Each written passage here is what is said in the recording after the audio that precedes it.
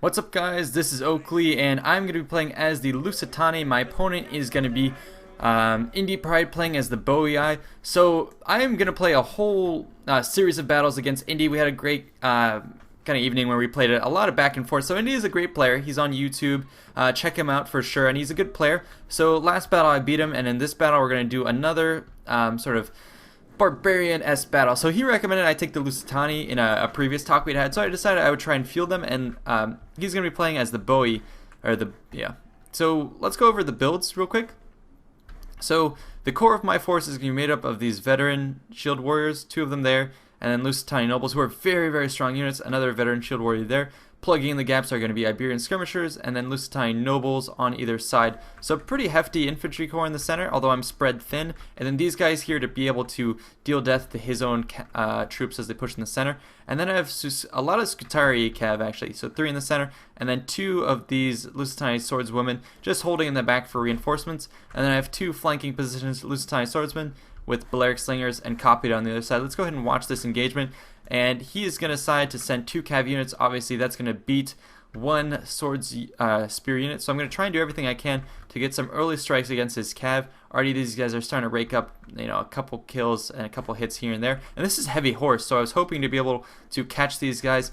And keep in mind that as Indy is attacking there, I'm also going to start swinging my cavalry and my forces around here. That's something you always want to do. I know he's going to heavily micro here, so I'm going to take advantage of this, and I spot he has some hidden heavy horse. I'm going to get a counter charge there while Indy's over here disrupted. And over on this flank, I'm trying to do everything I can to just prevent him from getting away with this. So if I can keep him from actually killing any units here while at the same time getting a strike there, that'll be a win-win for me. But anyways, he's going to get slightly around my units. However, he's wasting more and more time trying to dance around my Lusitani spearmen. And that's going to open him up for a Scutari cavalry charge. And he got pretty pissed in this battle. We were in Skype as we were doing this, that he got caught on my spearmen. So you can see this. My my Balearics are just barely getting out of there. So I caught him up on those spearmen, and I neutered that cav. So that cav is basically done. And he is now desperately trying to chase after my guys, trying to get something out of this engagement. And he's actually going to get caught again on the spearmen. So in Skype chat, he was just like, are you fucking kidding me? Because, yeah, they are basically wasting time trying to chase after my guys, continuing to get caught on these spearmen who are doing, a pretty good amount of intercept work. And all the while he's being, tripped up, that just means I have more time to move these guys into the fight. So here come my units.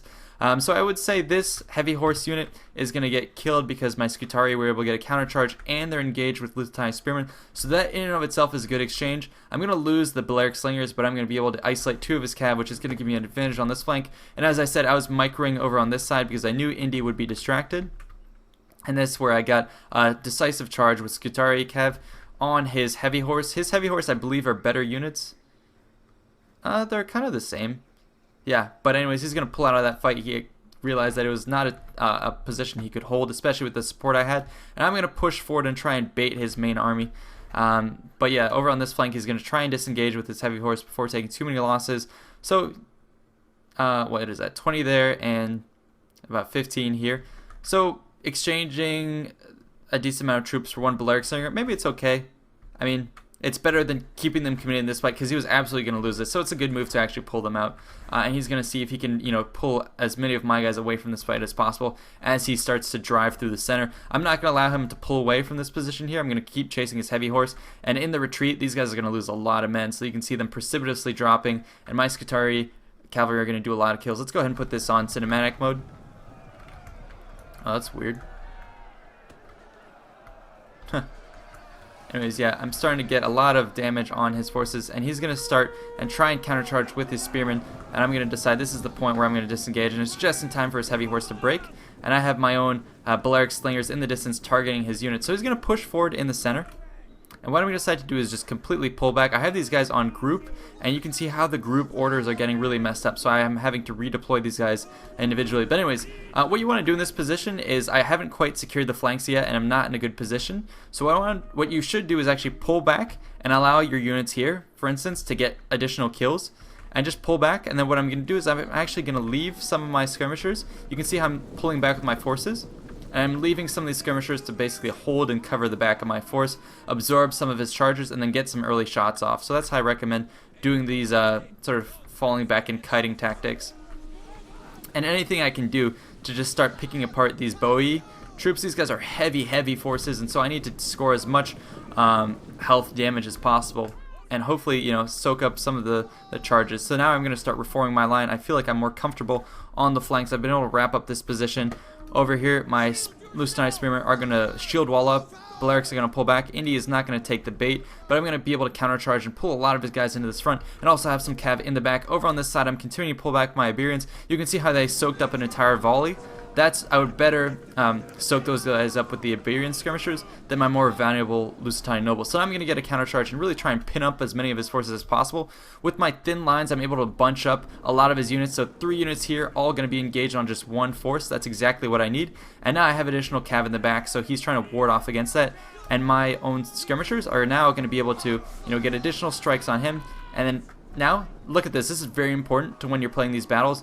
Don't tell your guys to attack the unit in front of him. Attack the unit diagonal, because now he has his sides exposed, and I'm going to be able to get a lot of kills against these forces. And my cav in the back are just striking his cav, trying to pin up his heavy horse, really keeping these guys from being committed, and then starting to swarm in on the sides and help reinforce this flank. Because you can see my veteran shield warriors are getting torn to pieces. These units that I have, they have good attack and good stats, but really not good armor, whereas Indy has, you know, pretty good stats, but very high armor. So I'm, you know, not going to hold up in a grinding match. The only place I'll be able to do that is with my nobles in the center. So I know I'm going to hold the center. The flanks are going to wither away. So that's why I desperately need these Scutari cav to come back. So I deployed a lot of guys here. My Lusitani swordswomen. Let's watch some of these guys in the fight, or some of these women, we should say. So they're holding it pretty well, getting some decent kills. And it looks like he's going to pull out of this fight because he knows that my cavalry coming from the rear is going to get a good volley against my guys. And my women are now going to be able to chase his men away, so that's good, and just counter on that flank. So I'm holding that up pretty well. Over on this front, I was able to commit on his guys, pulled away my cav, and they're going to be coming back, trying to exploit any of these positions, especially right here. He got an Oathsworn unit around the back of my guys, and now fully isolated veteran shield warriors. My guys are going to be going down quickly, so I really need to rescue this front. Additional spear warriors coming into the back, getting my guys. I did get a nice charge onto the rear of this block, which is going to save me. Sword followers or Oathsworn going down at basically, you know, still huge numbers left in them. This is going to allow my Lusitani nobles and shield warriors to take up the fight against spear guys, which is exactly where I want them. I start breaking this flank, and now I'm going to get my own Scutari cav. They're going to barely avoid the spear unit. And there we go, get into this position. So I think I was really lucky. I was able to shoot the gaps in a lot of places, and his guys were tearing mine, kind of tearing them a new one. But I got in just in time to save my forces. So when you're playing as the Lusitani, you really have to be wary of how low health or low armor you guys have. And you really have to take full advantage of the cav. Scutari are pretty good cav. Win the flanks and then come back in and save your units as soon as possible with rear cavalry strikes or with skirmishers. You know, use skirmishers to soak up a lot of enemy fire and then use them to target individual enemy units. So on this flank, pretty convinced I'll be able to win, especially with my cav in the back. And then in the center, it's sort of a hotly contested issue. But at least I'm going to start winning. Yep, I'm knocking out that force. So my cavalry, again, won me this battle. Just like in the last one, my cavalry had huge benefits.